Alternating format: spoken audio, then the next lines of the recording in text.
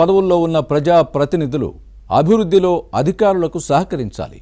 కానీ ఆ జిల్లాలో అక్రమ దందాలను ప్రోత్సహిస్తున్నారనే ఆరోపణలు వస్తున్నాయి. ప్రభుత్వ ఆదాయానికి గండి కొడుతున్నారన్న ఫిర్యాదులు లేకపోలేదు. రాజకీయ ఉపాధి లేక కొందరు నేతలు అడ్డదారులు వెతుక్కుంటున్నారన్న వాదనలు ఉన్నాయి. పార్టీ పదవులు పనికొచ్చే కొలువులు దొరక్క అక్రమ మార్గాల్లో వెళ్తున్నారన్న ప్రచారం జరుగుతోంది. అలాంటి వారి దందాలకు ముఖ్య నేతలు అండగా ఉండడం విమర్శలకు తావిస్తోంది. అదేమంటే తమ వారికి ఏదో ఒక ఉపాధి కావాలి కదా అని వెనకేసుకొచ్చే పరిస్థితులున్నాయి. నిజామాబాద్ జిల్లాలో కొందరు కాంగ్రెస్ నేతలు అక్రమ దందాలపై వివాదాలకు కారణమవుతున్నారు. ఇంతకీ అక్కడ జరుగుతున్న అక్రమాలేంటి? అందులో కాంగ్రెస్ నేతల ప్రమేయమేముంది? విపక్షాలేమంటున్నాయి?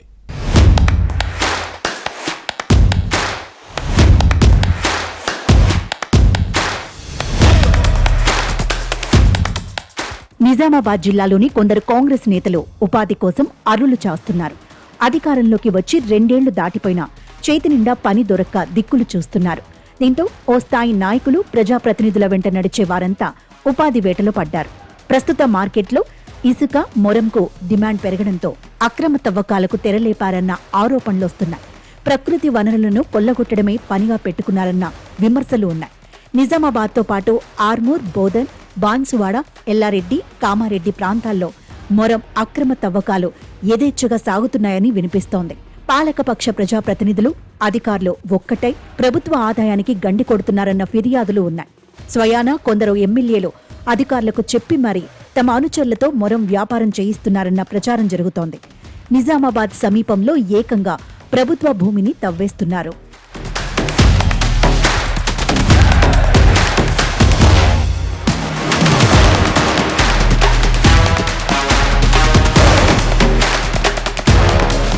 నిజామాబాద్కు 10 కిలోమీటర్ల దూరంలో 300 ఎకరాలకు పైనే ప్రభుత్వ భూమి ఉంది.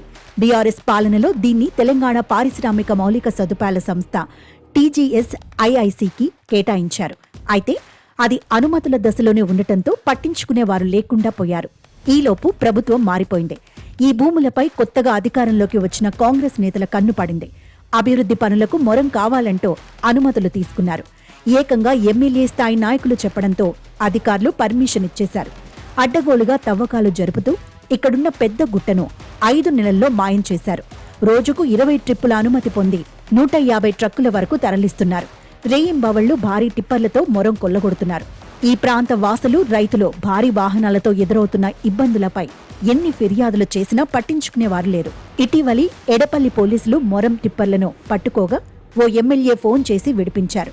అభివృద్ధి పనుల పేరిట మొరం తవ్వకాలు జరుపుతూ నిజామాబాద్, బోధన్ ప్రాంతాల్లో అమ్ముకుంటున్నారు. ఈ అక్రమ దందాతో సగటున రోజుకు సుమారు 2 లక్షల రూపాయలపైనే దండుకుంటున్నారన్న ప్రచారం జరుగుతోంది. దీనిపై ఇటీవలే బీజేపీ నేతలు పోరాటం చేశారు. కాంగ్రెస్ నేతల కనుసన్నల్లోనే ఈ అక్రమ దందా సాగుతోందనే ఆందోళనలతో ఈ వ్యవహారం రచ్చరచ్చ అయింది. బీజేపీ నేతలు, స్థానికులు ఈ అక్రమ క్వారీని పరిశీలించారు.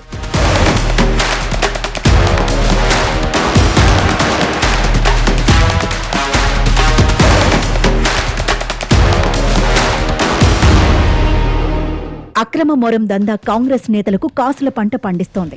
నిజామాబాద్తో పాటు మక్లూర్, మోపాల్, మంచిప్ప, ఎడపల్లి, ఆర్మూర్, మల్లారం ప్రాంతంలో మొరం తవ్వకాలు జరుగుతున్నాయని సమాచారం. ప్రభుత్వ భూములు, గుట్టలు, వ్యవసాయ భూములను యథేచ్ఛగా కొల్లగొడుతున్నారన్న విమర్శలు వస్తున్నాయి. ప్రభుత్వ ఆదాయానికి గండి కొడుతున్న కాంగ్రెస్ నేతలు జేబులు నింపుకుంటున్నారన్న ఆరోపణలు లేకపోలేదు.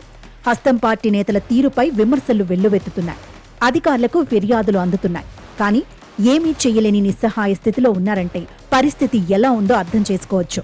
ఎమ్మెల్యేల ఒత్తిడితో అభివృద్ధి పనుల పేరుతో అధికారులు అనుమతి ఇచ్చారు. దీనిని పరిశీలిస్తే కంచే చేను మేసిన చందంగా ఉందన్న వ్యాఖ్యలు వినిపిస్తున్నాయి. మొరం తరలిస్తున్న టిప్పర్ల ధాటికి రోడ్లు ధ్వంసమవుతున్నాయి. దుమ్ము, ధూళితో పర్యావరణ సమస్యలు తలెత్తడంతో పాటు ప్రజా ఆరోగ్యంపై ప్రభావం చూపుతోంది. రోడ్డు ప్రమాదాల్లో ప్రాణాలు కోల్పోతున్న వారు ఉన్నారు. కొందరు క్షతగాత్రులు అవుతున్నారు. అలాంటి వారిని పట్టించుకునే దిక్కు దివాణం లేదు. కాంగ్రెస్ నేతలు సొంత లాభమే పనిగా పెట్టుకున్నారన్న విమర్శలు ఉన్నాయి. దీంతో బాధిత కుటుంబాలు కష్ట నష్టాలను ఎదుర్కోవాల్సి వస్తోంది. ఇంతటి వివాదాలకు కారణమవుతున్న నిజామాబాద్ జిల్లా కాంగ్రెస్ నేతల తీరుపై ప్రభుత్వ పెద్దలు ఎలా స్పందిస్తారో చూడాలి.